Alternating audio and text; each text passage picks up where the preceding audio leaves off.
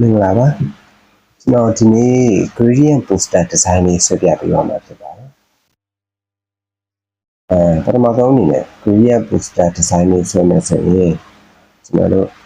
solid color လေးအရင်ယူပေးမယ် solid color ဘာဖြစ်လဲဆိုတော့ကျွန်တော် background ကိုအနက်ရောင်လေးထားပေးမယ်ပေါ့နော်ပြီးတော့ရင်ကျွန်တော်တို့ layer အသစ်ထပ်ခေါ်မယ်ဒီအပေါ်မှာ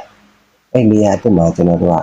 ဒီ gradient toolbar လေးနဲ့တော့ပါဘူးနော် gradient toolbar လေးမှာကျွန်တော် color 3ခုကျွန်တော်ပထမဆုံးအနေနဲ့ဒါတော့စစ်ချက်ယူလို့ရတယ်ပေါ့နော်ပထမဆုံးကျွန်တော်တော့အဝါရောင်နဲ့ဒုတိယလေးမော်ရောင်နဲ့နောက်ဆုံးမှာတော့အနက်ရောင်ယူပေးလိုက်ဟုတ်ပြီ okay အဲ့ဆိုရင်ကျွန်တော်တို့ဒီအလေးကိုစပြီးတော့ဆွဲမယ် gradient tool လေးတုံးမယ်အဲ့လေတတိယလေးတော့ပေါ်ဒီဆွဲတဲ့လေးပေါ့နော်ဆွဲပေးလိုက်မယ်ဟုတ်ပြီကျွန်တော်လူချင်တဲ့အရောင်လေးရပြီအဲ့ဒါဆိုရင်ကျွန်တော်ဒါလေးကိုပထမဆုံးအနေနဲ့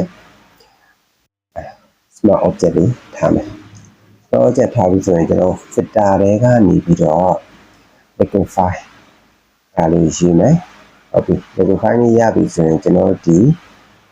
app ဆိုတာလေးကိုတုံးပြီးတော့ကျွန်တော်လူချင်တဲ့ပုံစံလေးပေါ့နော်ဒါလေးရတော့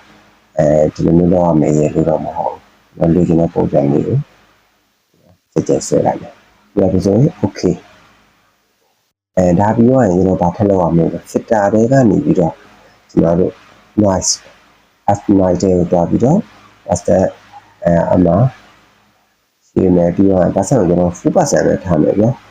ရန်ပွားအောင်မယ်ဆိုလို့ full% လောက်ပဲထားမယ် okay အဲဆိုရင်ကျွန်တော်လူချင်တဲ့ပုံစံလေးကိုရပြီ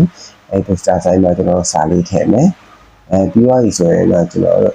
ဒါလေးရသွားပြီပေါ့နော်ဟုတ်ကဲ့ကျွန်တော် channel လေးကို like and subscribe လုပ်ပြီးပါအောင်နော်